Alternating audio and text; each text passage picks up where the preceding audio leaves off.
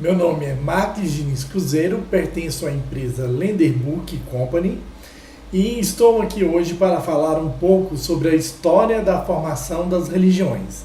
Esse é um tema com uma abordagem um pouco diferente que vocês possivelmente não vão encontrar em livros nas livrarias, mas que pode auxiliar para o processo de descoberta da realidade e da história.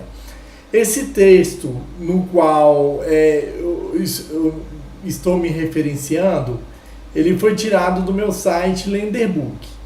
Eu vou explicar para vocês como vocês vão ter acesso ao material. Vocês digitem www.lenderbook.com. Aí vão ter acesso ao site principal. Espera um pouco carregar, porque ele já tem mais de 54.297 registros, então o site é um pouco denso em relação à quantidade de conteúdos que ele possui. Vocês vêm aqui em registro inicial e vocês vão digitar o registro inicial de 52 mil. 52 mil.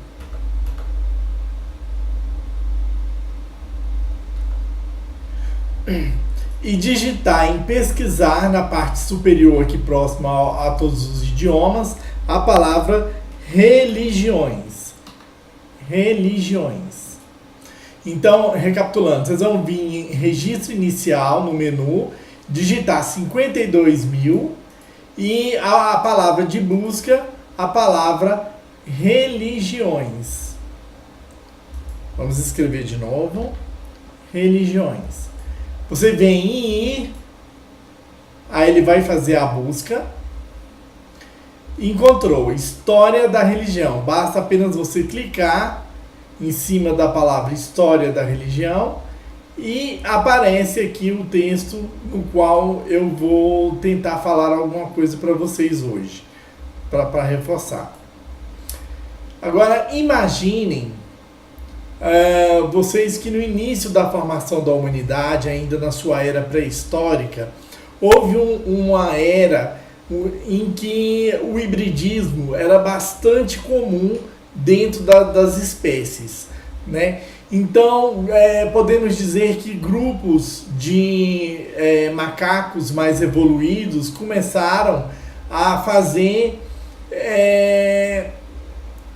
um processo de mistura de DNA genética com outras espécies menos avançadas dentro desse mesmo agrupamento. Olha o que aconteceu. As variações das coisas que eram incorporadas em termos de alimentação, os nutrientes e também os tipos de energia dispostos no ambiente provocavam frequentes mutações genéticas dentro dessas espécies primitivas que estavam se evoluindo e desenvolvendo em larga escala naquela era.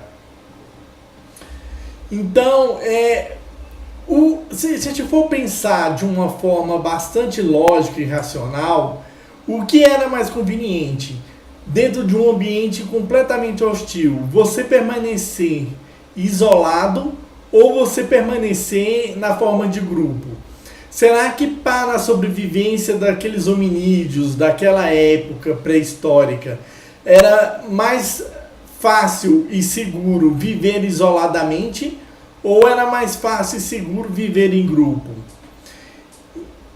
Aqueles que optaram em viver em grupo, eles começaram a perceber um comportamento no qual era possível haver um processo de cooperação entre as pessoas, né, entre aqueles hominídeos, né, eu vou chamá-los de pessoas.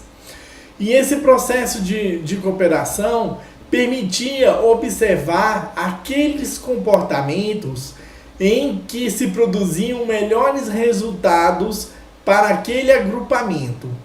Então, se percebia, por exemplo, quando um indivíduo consumia uma planta ou uma fruta que era desconhecida,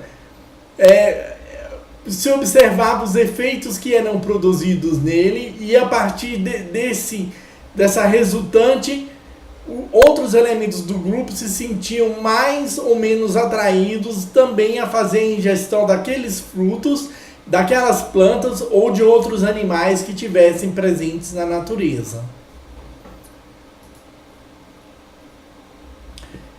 Deste princípio, observou-se um comportamento de defesa no qual eu denominei aqui no texto como sendo um comportamento relativo à força, né? No qual aqueles indivíduos que eram mais capazes e mais aptos à vida, eles começaram a desenvolver lentamente a sua estrutura corpórea.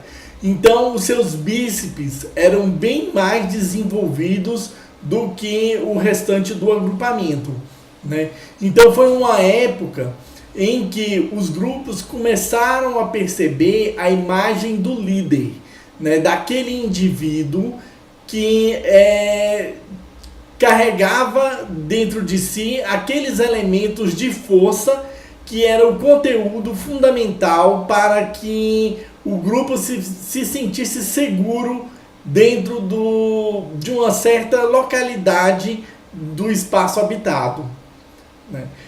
E a partir dessa força, esse líder se cristalizou como sendo o orientador e o representante das forças físicas da natureza. O que ele determinasse para o grupo, o agrupamento dos hominídeos daquela época perseguiam aquele líder dentro daquele objetivo que ele tinha traçado para o grupo.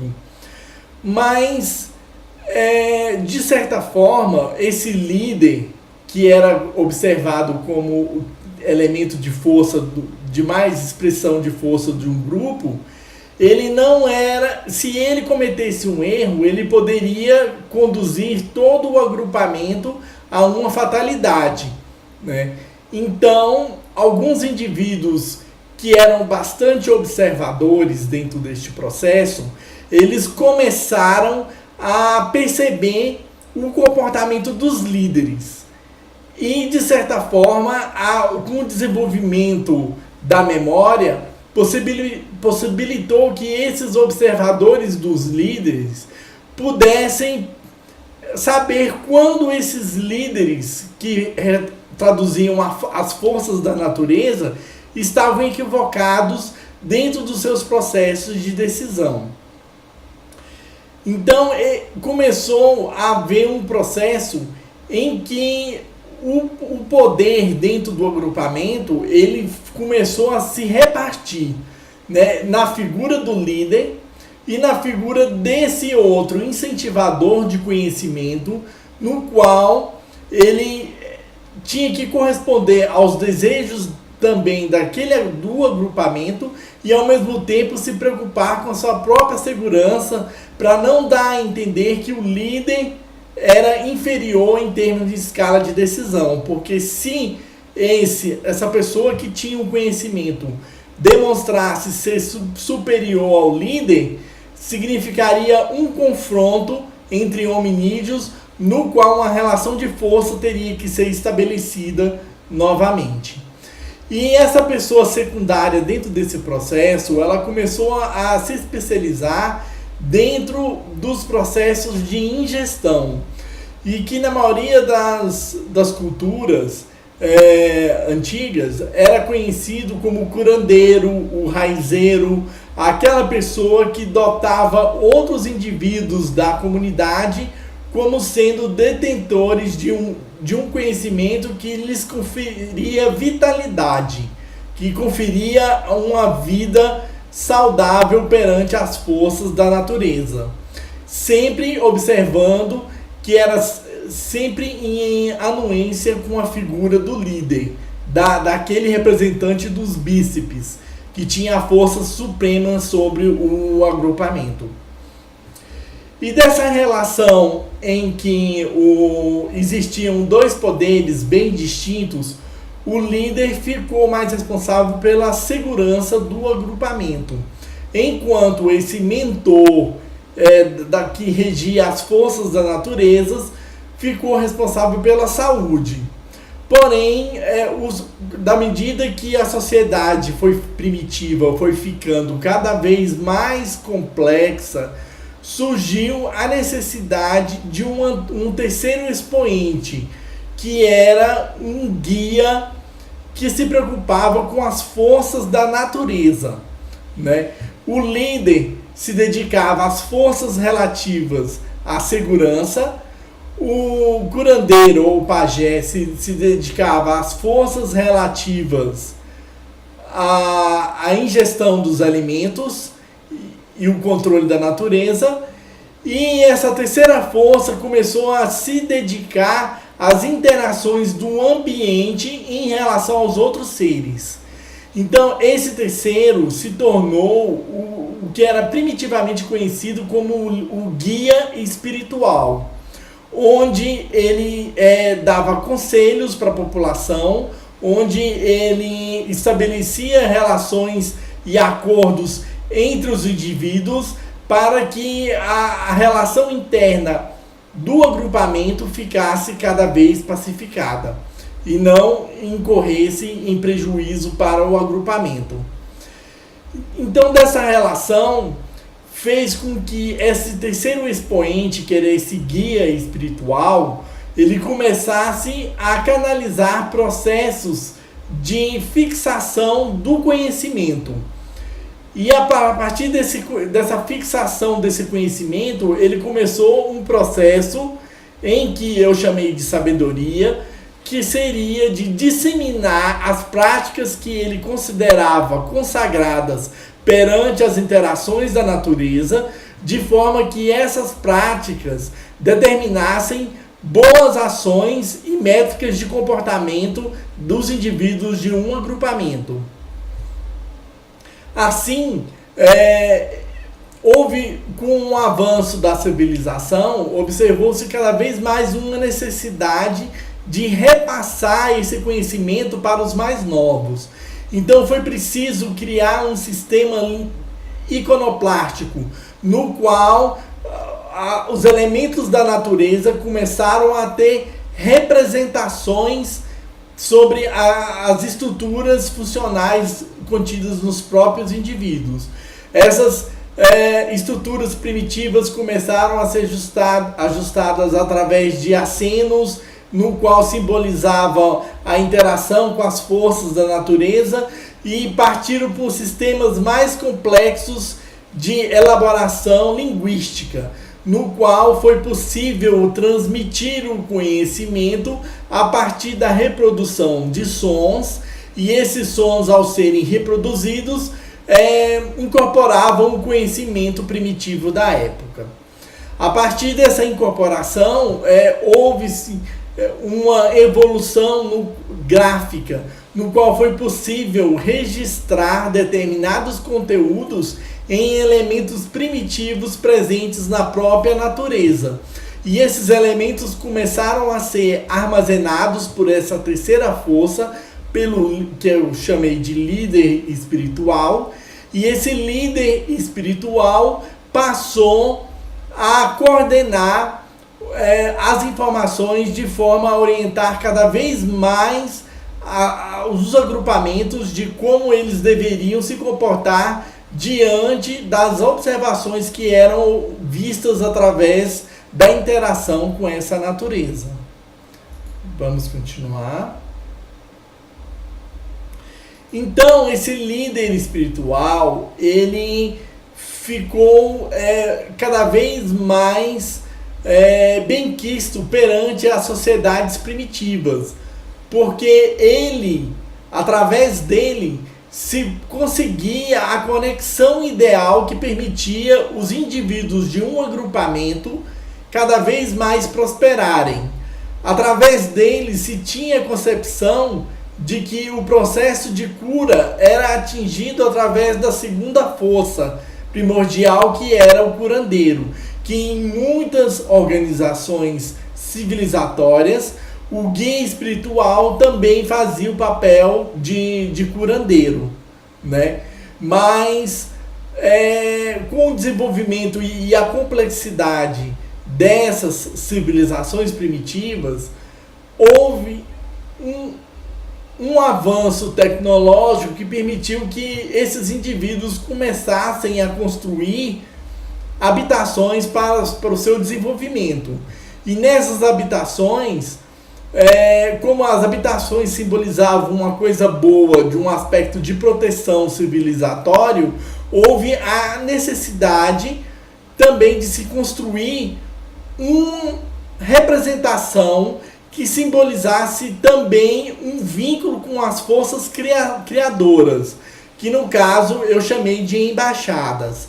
Essas embaixadas, elas tinham dentro de si os conhecimentos que eram necessários para a sobrevivência do agrupamento, no qual as informações principais e de suporte à vida eram encaminhados para a figura do líder, que nessa fase da civilização esse líder já estava representando o poder do Estado primitivo sobre os indivíduos, e também pelo corpo de anciões, no qual tinha o conhecimento sobre tudo que vinha sido acumulado da história dessa civilização, e ao mesmo tempo a conexão com esse grupo de líderes que tinham o poder de saber qual era a influência dos vegetais e dos animais para a constituição vital dos indivíduos, da forma que promovesse o estado de saúde.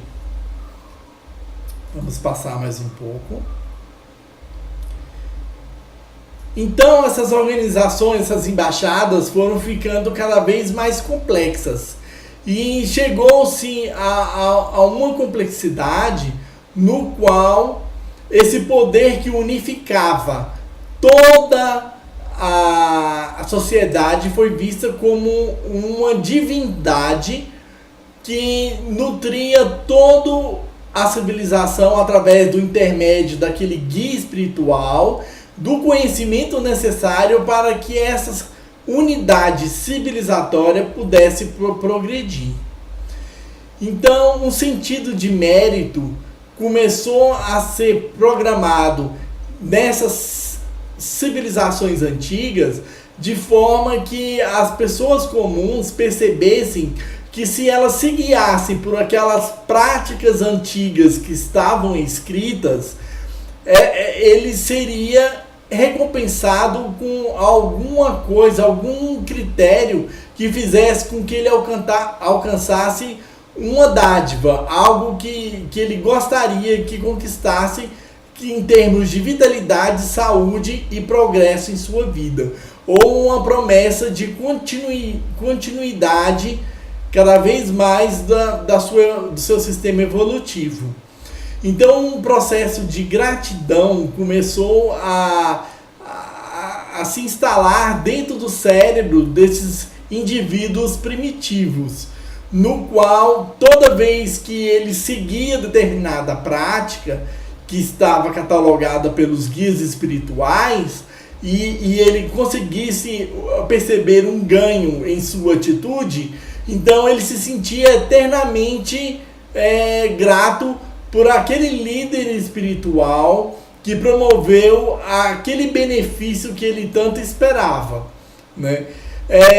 Então, dessa prática, pode-se dizer que surgiram os primeiros templos antigos, né? Que incorporava toda a fonte de conteúdo que era necessário para o desenvolvimento e os padrões morais da época, saindo da era mais primitiva para uma era mais civilizatória de 15 mil anos a 35 mil anos a 15 mil anos atrás. Então as pessoas começaram a se organizar e as estruturas na forma de templos ficaram cada vez mais complexas, né? No qual existia o líder espiritual do grupo, que tinha a conexão direta com as fontes criadoras e que através dele a sua palavra era instituída em sociedade e se tornaria uma espécie de decreto. Então, quando se chegou nesse nível, houve uma necessidade cada vez maior de transformar esses códigos primitivos que estavam registrados principalmente em pedras e na forma de papiros, para transformar em um código coeso como uma antiga Constituição da República que se revelava aos homens como fundamentos principais que deveriam ser seguidos pelos homens a fim de que esses fundamentos convergissem em benefícios para a sociedade. Então, esses fundamentos, eles se transformaram nos primitivos e antigos livros sagrados em cada uma de suas culturas, de sua época. Esses livros ou constituições primitivas começaram a haver necessidade de serem disseminados como um ordenador e um organizador civilizatório, de forma que o objetivo desses guias espirituais era transformar-se no poder jurídico no qual o agrupamento, já em termos de um civilizatório, pudesse participar de uma certa ordenação que fosse benéfico para todo mundo que pertencesse àquele agrupamento. Então, essas organizações começaram a ficar cada vez mais complexas. Então, o líder espiritual precisou de escribas, precisou de disseminadores, precisou de anciões, precisou de pessoas ligadas à segurança, precisou do auxílio também do próprio líder do Estado, precisou auxílio também dos líderes que regiam a ciência primitiva, que cuidavam da saúde da população, de forma que se tornou um imenso sistema de informações que concentrava-se em torno do núcleo do indivíduo que gerava a conexão com os elementos criadores. Enquanto isso, o Estado tentava se desenvolver ligado à questão da ordem e à questão da segurança do agrupamento. Como o benefício geral e o desenvolvimento era percebido em larga escala para todas as populações, então começou-se um culto a essas forças criadoras presentes na natureza. Então, nessa época, as pessoas adoravam o sol, adoravam os animais, adoravam os rios, adoravam plantas, adoravam a lua, uma infinidade de elementos que indicassem algum aspecto relacionado à sua fartura dentro do seu habitat, né? De forma que aquele elemento físico ele participava dentro do contexto observacional primitivo de que havia um elo entre o que era percebido materialmente e o que era percebido espiritualmente.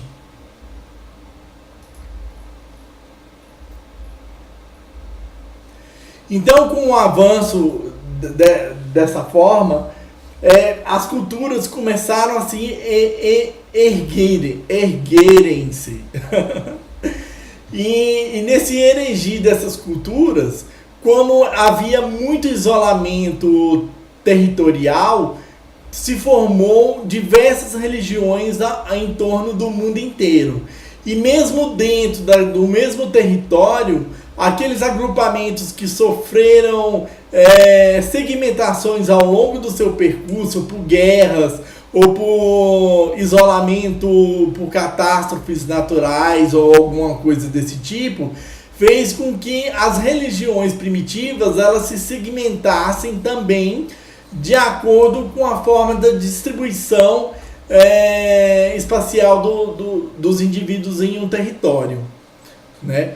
E Com o avanço desse progresso, o Estado percebeu, pelo poder e pela força, que se ele retirasse parte da necessidade dos clérigos de comandar a parte espiritual dos indivíduos, ou seja, atribuísse para si a incumbência de dar um processo de orientação educacional para os seus indivíduos do agrupamento, então ele poderia controlar a influência do poder religioso dentro do próprio agrupamento.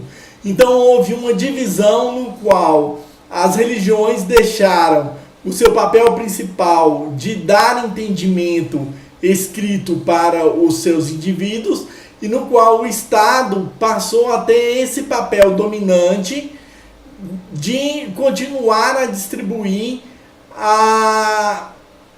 o padrão de civilização, de conhecimento que deveria ter cada indivíduo para assimilar tanto os deveres do Estado, os deveres dos anciões, que simbolizavam a ciência, e os deveres dos anciões, que simbolizavam esse poder espiritual. Agora, o comando da maioria das religiões não estava restrito à imagem de um único indivíduo, mas sim a grupos de anciões e de pensadores que refletiam esse desejo, que poderiam em algumas civilizações ter uma pessoa como um ícone máximo e representante deste compromisso de conexão, ou poderiam ter os anciões como um colegiado que representava esse desejo de conexão espiritual com a parte material dos seres humanos. E com esse avanço houve uma distorção do propósito inicial, porque os ensinamentos começaram a se caracterizar em termos de dogmatismo. E dentro desses dogmatismos começaram a ter percepções de leis que foram mais ou menos distorcidas ao longo de cada uma de suas eras e de suas épocas, né?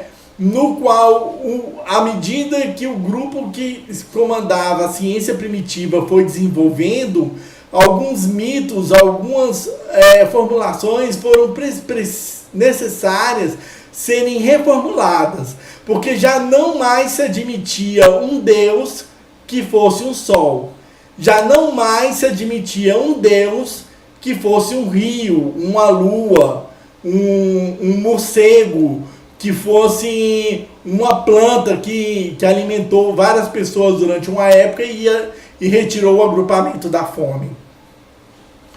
Então, havia uma necessidade de resgatar o sentido primitivo de Deus como um sentido de coesão que remetia a uma certa unidade civilizatória. E a partir daí, quando teve os processos de desdobramentos e evolução da ciência e de toda a civilização, chegou até a etapa em que nós estamos hoje, com uma difusão de denominações religiosas cada vez mais complexas e cada uma pregando segundo essas bibliotecas de conhecimentos que foram resgatadas no decorrer de seus milênios de anos, a necessidade de comportar determinados indícios de moralidade e ética, no qual ainda não se chegou a um princípio universal para toda a civilização humana. Eu fiz apenas uma palhinha do que eu escrevi nesse texto que eu apresentei para vocês. Espero que ele seja bastante útil a desdobramentos de outros historiadores e vou deixar o registro aqui no YouTube para quem precisar dessa informação e quiser complementar com outras fontes de conhecimentos históricos. Agradeço mais uma vez a paciência. Havendo necessidade de contato, entre através do meu e-mail, que é lenderbook@gmail.com. Até uma próxima oportunidade e até mais. Tchau!